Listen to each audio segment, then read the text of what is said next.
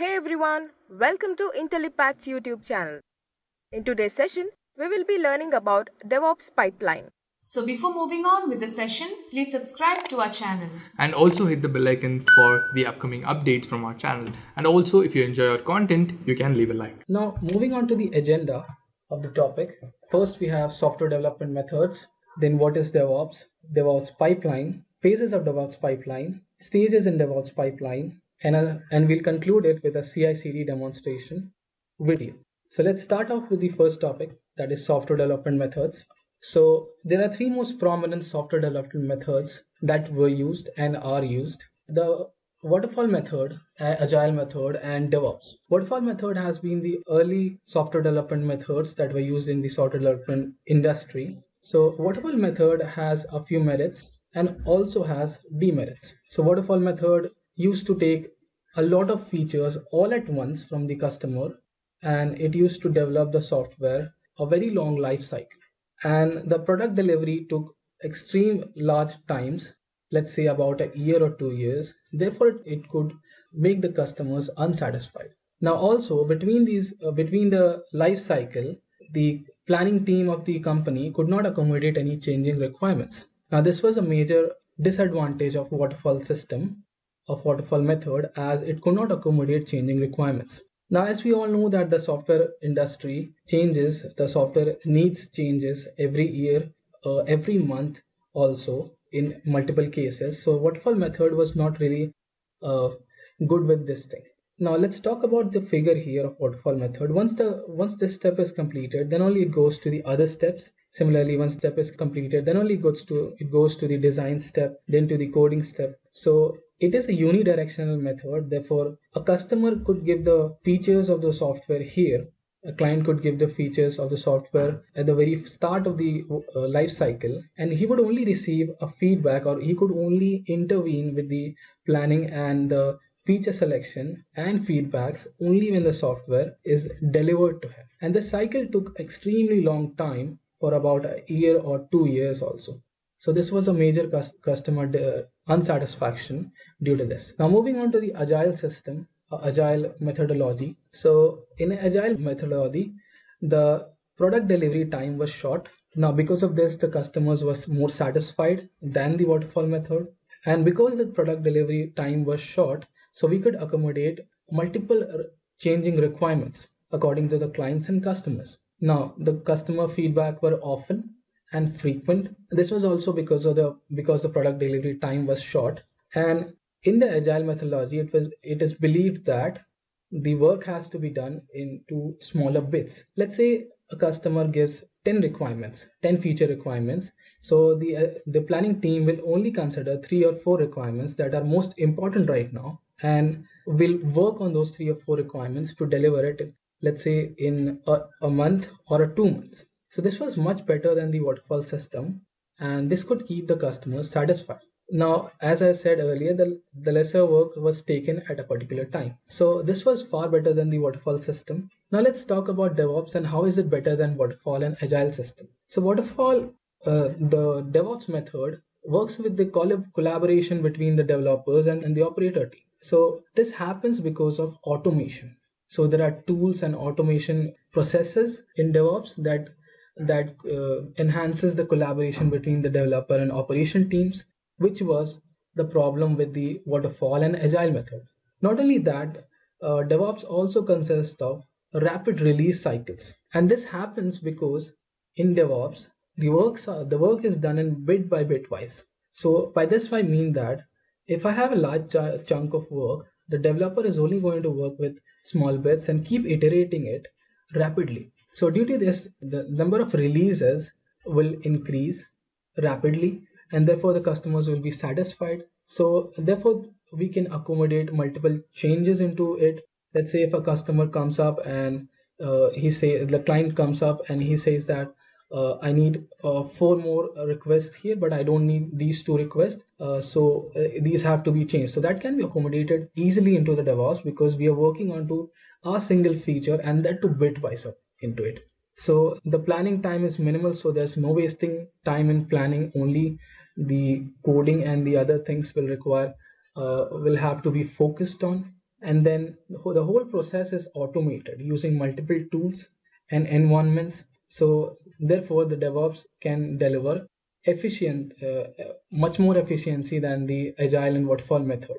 Now talking about the next part, that is, what is DevOps? So DevOps is a method that creates collaboration between the developers and the operation team. DevOps works on the principle of delivering smaller updates frequently. Let's discuss about the life cycle of DevOps.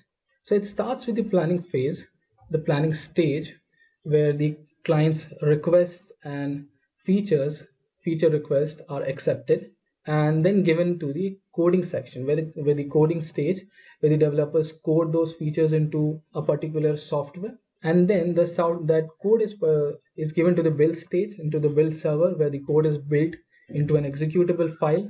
That software is then sent to the testing stage, where it is tested using different test tools and environments. Once the test is successful and there are no bugs into it, then the file is then released to the operating team. So these three phases are the jobs of the operation team. Let's discuss about deploy. So deploy is a phase where the operation team verifies and deploys to the production server. So by this time, the customer has the product and is using it, and therefore providing the reviews back to the company. So those reviews and performances of the software are analyzed and kept a log on by the monitoring and operation steps. So after the monitoring step, these reviews are provided back to the planning stage so that they can plan the next set of actions to make the next update depending on the feedbacks of the previous update. So this was about the life cycle of DevOps. Moving on, what is DevOps pipeline? So as we can see, this figure demonstrates the DevOps pipeline. So let's say there's a developer that commits a code into the source code management system. That means commit basically means that he's changing or adding a small part of code into the source code, that is the main code of the software.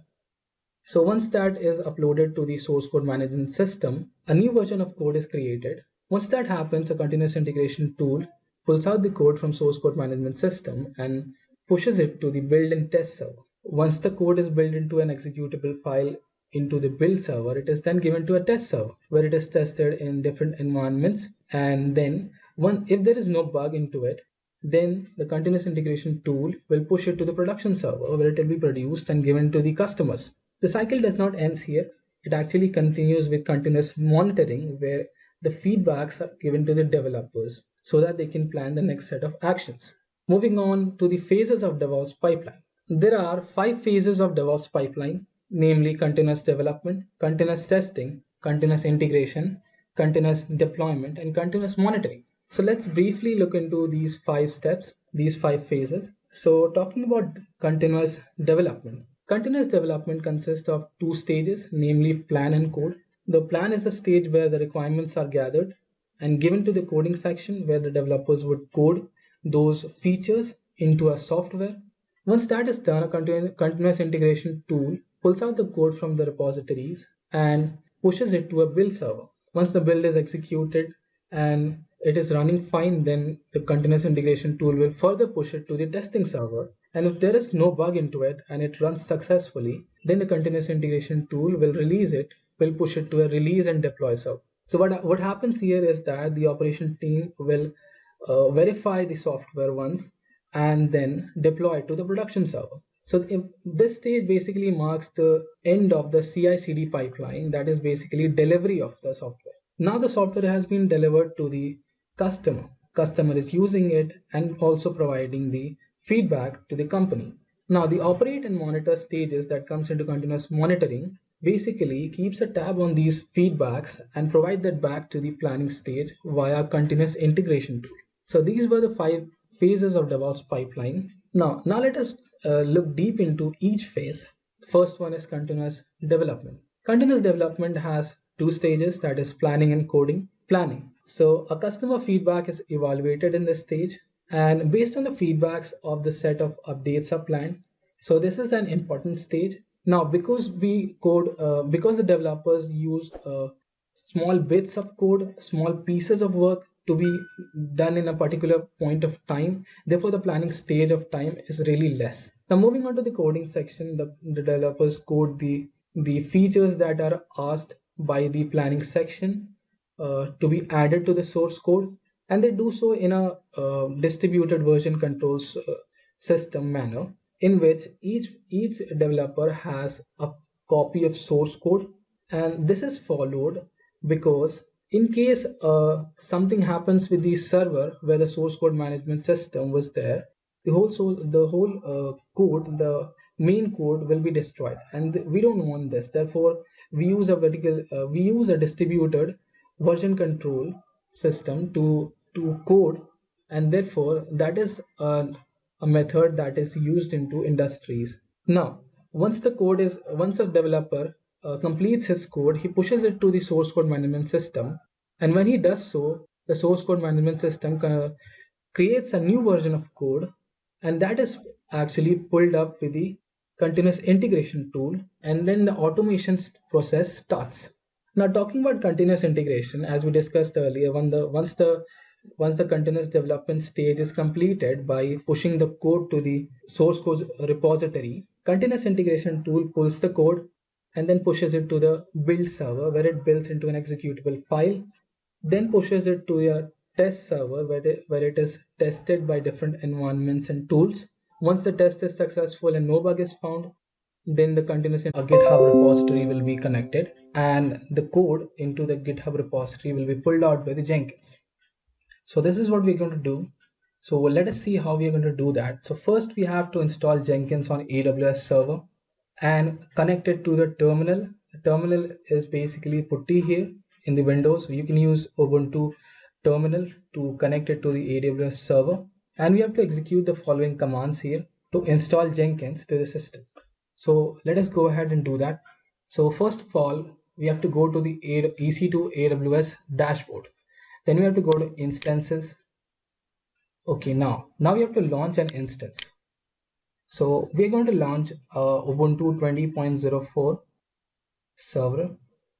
Okay, now we have to go to configure security groups. In this, we have to add a rule. Let us select all traffic. So basically what it is going to do is that it'll take Jenkins basically runs on 8080 port. So it will actually consist of 8080 port as well. So we are using all traffic. Make the source anywhere, and this one as well. Now review and launch. Okay, now we have to choose a new key pair. So let us name the key pair as key pair Jenkins. You have to download this key pair. So in the desktop, I'll save it somewhere. Let me create a new folder. Let us name it as Jenkins demo. Say open. Let's save. We'll launch the instance. Now the instance is basically launching right now, and we can view it. So this is my instance. Let us write the name Jenkins master. Let us only write as master. So this is basically running right now. It will start in a few seconds. Till then, we can copy the public IP address. So now the public IP address is copied. We'll open a terminal, paste in the host name the IP address of Jenkins. We can select color for the board background and all the stuffs. Let's select orange. Okay, now we have to connect through the SSH, then to auth. Now here we have to enter the private key, but the private key is basically a PEM file that is not accepted here. So to do that, to convert into a PPK file, we have to convert it first using putty keygen. So putty keygen basically converts the PEM file to a PPK file. Jenkins demo. Now this is the file loaded, and let's save the file. Let me name it as Jenkins key file. Save. Okay, now putty keygen generation job is done. Now let's browse the key. Where did I save it? Okay, Jenkins, and paste again. We'll get a. So this is basically the key for that. So paste the key here. Okay, so now we have successfully entered the key, and we'll get to enter the Jenkins dashboard. Install the suggested plugins. Just press this key, press this option. So this is going to take some time here to set up all the things into dashboard of Jenkins. Let us wait for that. Okay, so the next thing that we have to do is that we have to create admin user IDs. So the username, you can write any username. Let me write DevOps password, any password you can write. Write your email address into it, save and continue. So just save and finish here. So once this is done, you'll get a Jenkins is ready message here. Just start using Jenkins, press this option. So once we do so, we'll be taken to a Jenkins dashboard that looks something like this. Okay, so this was how to install Jenkins. So the next part is how to connect nodes to Jenkins. So we'll see that. Okay, so now we have to connect nodes to Jenkins. And for doing so, we have to launch an instance here in EC2 dashboard. So you have to launch an instance. So let us create an instance with a server Ubuntu server 20.04. This was the same server that I used for the master Jenkins. Now into this, we have to go to configure security groups. We'll choose an existing security group. Let me choose this one. Then review and launch. Okay, now we have to choose an existing key pair. So we'll choose an existing key pair. So we're going to choose key pair Jenkins. So our file was basically key pair Jenkins, I guess. It was key pair Jenkins. Yes, the file name was key pair Jenkins. Key pair Jenkins. Okay. Now to launch the instance.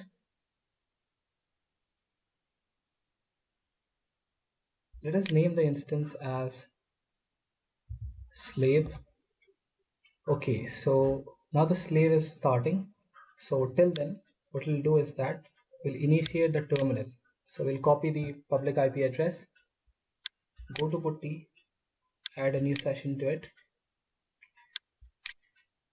paste the public IP address in the host name. We'll also change the color of this one.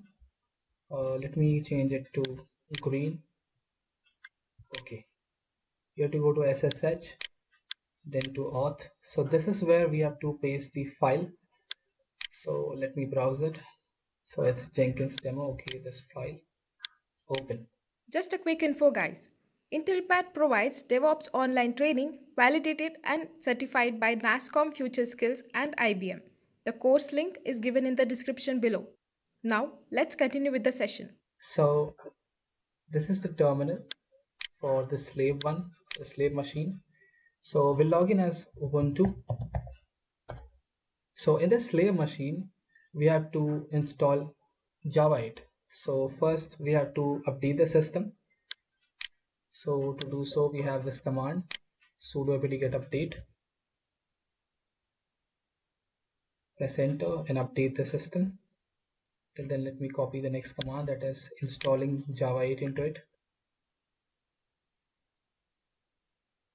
Now till the system is updated and the Java is installing into it, let me configure the terminal settings. Let me go to connections and I'll change this connection seconds to 200. So basically we can keep any random number here, and we're doing so because if we do not do this, we'll keep it as 0, then the terminal becomes inactive after some time, and we do not want that.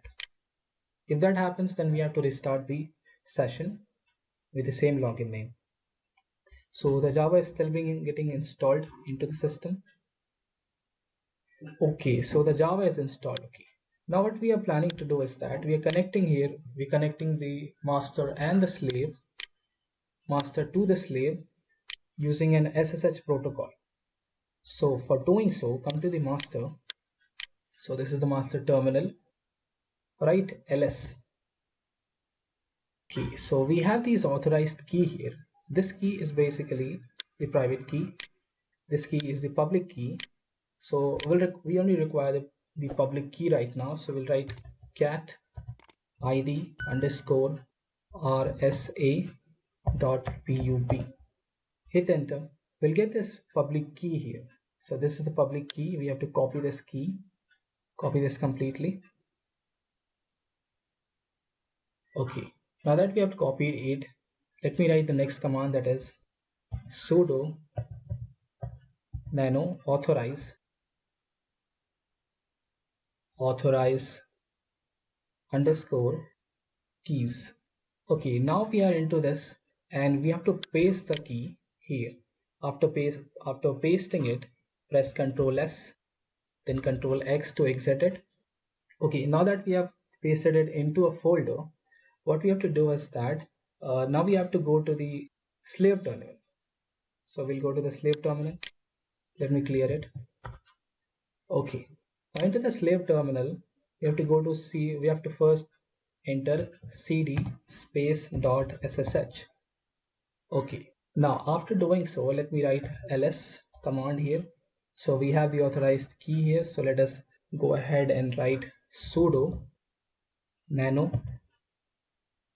authorized, okay, rizet keys, keys.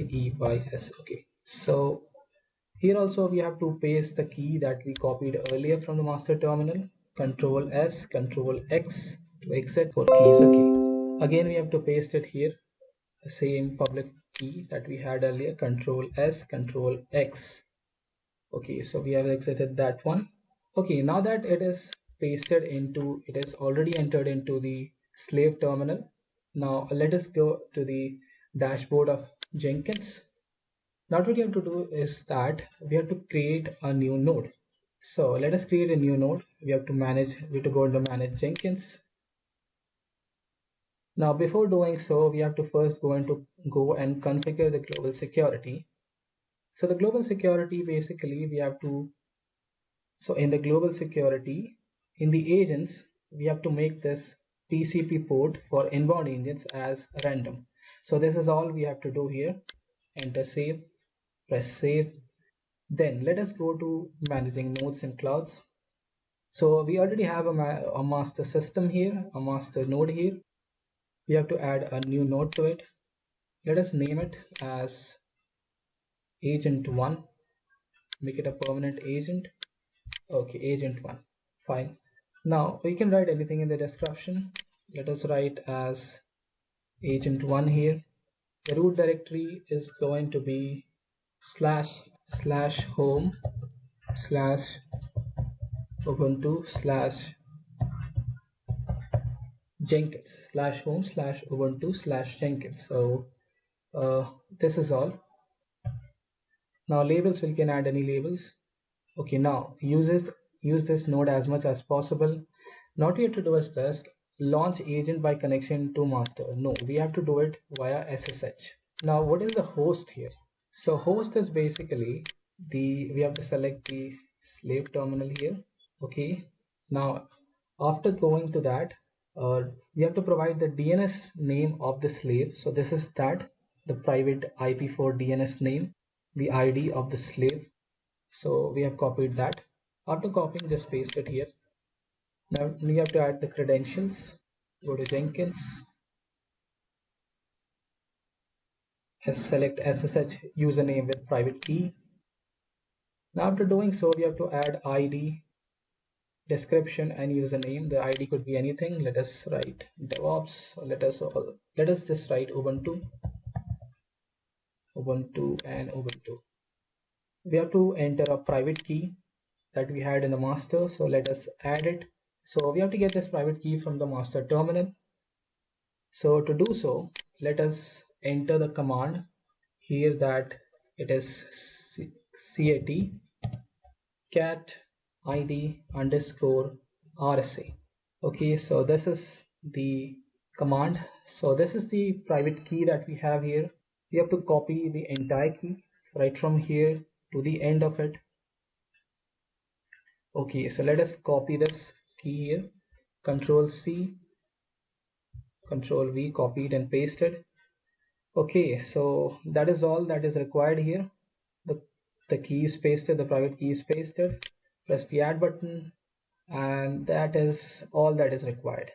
Press save, and the Jenkins node is going to get saved and active after some time. So let us wait for some time. Let us see what happens. Let us wait for some time what happens here. Okay, let me configure it once again. Let us see, something must have gone wrong here. Okay, we haven't selected the file here, so that is the reason that it could not connect here. Earlier we added the file to this but did not select it, so now we have selected it. Let's see what happens. I have saved it. Let's relaunch the agent. Let us see what happens here. The agent is relaunching.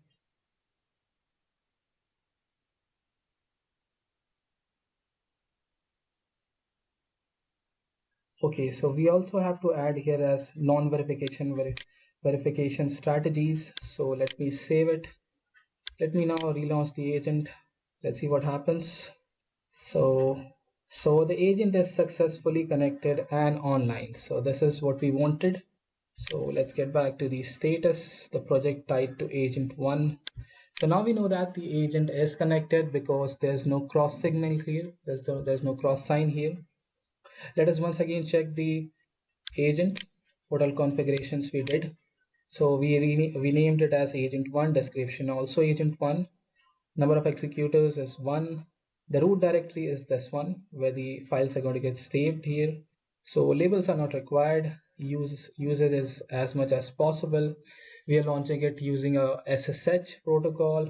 We inputted the private IP address of the slave machine from the instances of EC2, and therefore we also added the private key from the what we copied from the terminal.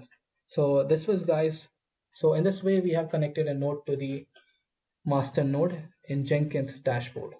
Okay, so now that we have connected the nodes to the master node in Jenkins dashboard, let us create a job now.